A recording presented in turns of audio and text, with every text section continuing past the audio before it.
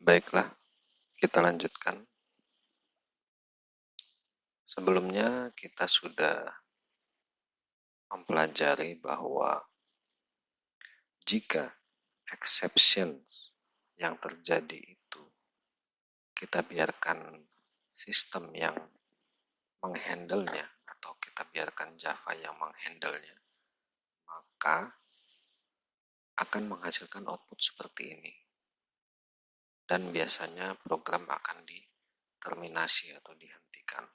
Oleh karena itu, agar program yang kita buat itu tidak keluar dan tidak menampilkan error seperti ini, maka kita butuh yang dinamakan dengan try and catch. Oke, jadi try and catch ini berfungsi apabila kita ingin menghandle exception yang terjadi agar bukan sistem atau bukan Java yang menghandle-nya, tapi kita yang akan mengarahkan alur dari program yang kita buat. Misalkan kita tidak ingin aplikasi kita berhenti ketika user menginputkan sebuah nilai yang salah. Misalkan dia menginputkan usia dengan string.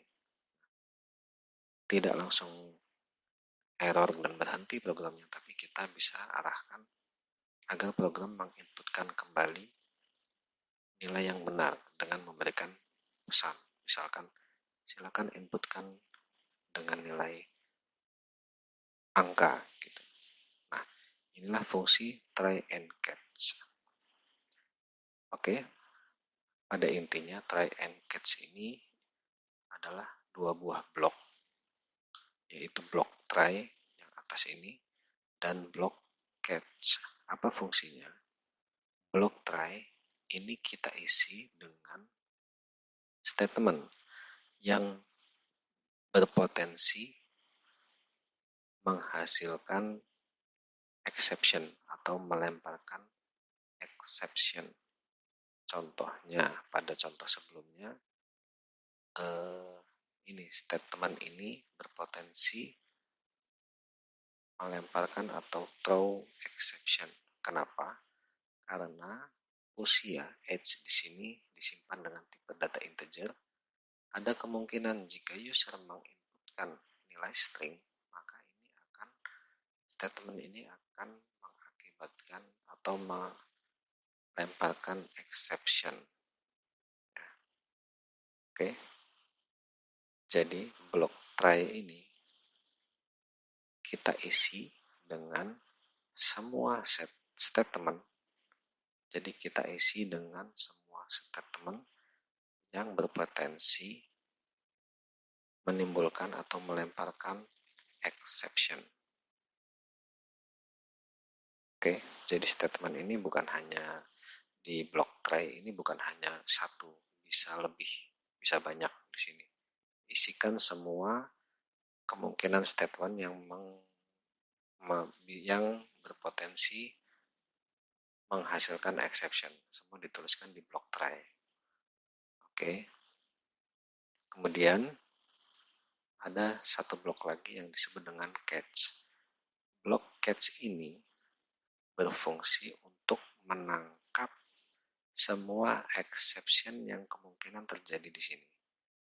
Misalkan pada contoh, exception ini terjadi yaitu berupa input mismatch exception atau kesalahan input exception. Nah, ini karena sudah kita ketahui, maka kita bisa catch, kita bisa tangkap input mismatch exception. Nah, jadi jika user salah menginputkan nilai atau menginputkan nilai yang tidak sesuai dengan yang kita inginkan, di sini integer, maka kita bisa beri pesan di sini. Maka dia akan menampilkan pesan di sini. Oke, jadi kalau di sini statement ini menghasilkan exception, maka sudah ada yang menangkapnya. Lalu misalkan ada statement lain dengan tipe exception yang berbeda, maka kita buatkan juga di sini. catch untuk menangkap exception tersebut. Oke, pada intinya try and catch ini berfungsi untuk mengatur jalannya program yang kita buat agar tidak berhenti ketika ada error yang disebabkan oleh kesalahan user, misalkan salah menginputkan nilai. Sekali lagi, exception itu ada banyak sekali, silahkan di googling ya. Akan tetapi di sini ada contoh yang sederhana, yaitu input mismatch exception. Oke, itulah yang dimaksud dengan try and catch dalam exception. Oke, selanjutnya kita coba lihat di sini aliran try and catch ya. Di sebelah kiri adalah program yang menggunakan try and catch, dan yang di sebelah kanan adalah yang tidak menggunakan try and catch. Oke, di sebelah kiri kita lihat, misalkan diasumsikan di sini ada blok try yang berisi n statement dari 1 sampai n. Ini diasumsikan bahwa try statement ketiga ini yang melemparkan exception. Jadi statement di blok try ini dibaca secara berurutan ya, dari atas ke bawah. Nah, di sini diasumsikan ke statement ketiga yang melemparkan exception. Oke, 1, 2, 3. Nah, saat dia mencapai statement ketiga ini, ditemukan exception atau dilemparkan exception, maka dia akan men-skip atau blok sisanya di blok try ini tidak akan dieksekusi. Jadi dia akan dilewati dan ditangkap oleh catch exception yang sesuai di sini. Ditangkap oleh catch di sini, lalu semua statement yang ada di blok catch ini yang menangkap exception ini, yaitu blok catch ini, statementnya semuanya dieksekusi. Lalu kalau sudah selesai dieksekusi semua, lalu dia akan keluar dan melanjutkan ke statement selanjutnya. Ini adalah contoh program yang menggunakan exception atau ada exception-nya. Yang sebelah kanan adalah contoh try and catch, tapi di sini tidak ditemukan adanya exception. Coba kita lihat apa yang terjadi. Di sini dibaca satu persatu. Blok try-nya ini dibaca satu persatu. 1, 2 tidak ada, 4 tidak ada, sampai n tidak ditemukan. Apa yang terjadi? Maka jika tidak ditemukan adanya exception, otomatis akan langsung melewati block catch dan melanjutkan ke statement selanjutnya. Jadi block catch ini tidak dieksekusi atau di skip dia, karena tidak ditemukan satupun exception, atau artinya user menginputkan sudah sesuai dengan apa yang diinginkan. Jadi tidak perlu ada pemberitahuan exception, sehingga program akan lanjut ke statement selanjutnya. Itu adalah contoh program yang try and catch yang ditemukan exception dan di sini tidak ditemukan exception. Oke, selanjutnya ada dua metode yang bisa kita panggil untuk mendapatkan informasi tentang exception yang dilemparkan. Jadi ada dua metode yang perlu kita tahu di sini. Yang pertama adalah get message. Yang kedua adalah print stack trace. Kalau kita lihat di sini, tujuan dari ini adalah untuk menampilkan pesan dan urutan stack yang terjadi. Jadi di sini ada dua metode, get message and print stack trace, yang perlu kita tahu, yang fungsinya adalah untuk mendapatkan informasi tentang exception yang dikirimkan. Oke, kita lanjutkan multiple catch blocks. Di sini dituliskan bahwa sebuah try catch statement dapat berisikan multiple catch blocks, one for each type of exception. Oke. Jadi di sini pada intinya adalah sebuah statement try catch statement ini dapat berisi bukan hanya satu catch saja, bisa banyak catch. Artinya di sini kita bisa tuliskan satu input mismatch exception untuk menangkap apabila di block try ini ada yang salah input.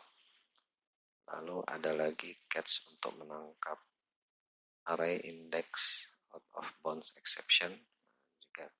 Jika ada exception yang jenis ini, maka block catch ini yang akan menangkap. Jadi kita bisa buatkan banyak catch blocks dalam sebuah try catch statement. Jadi catch ini tidak hanya satu intinya, bisa banyak.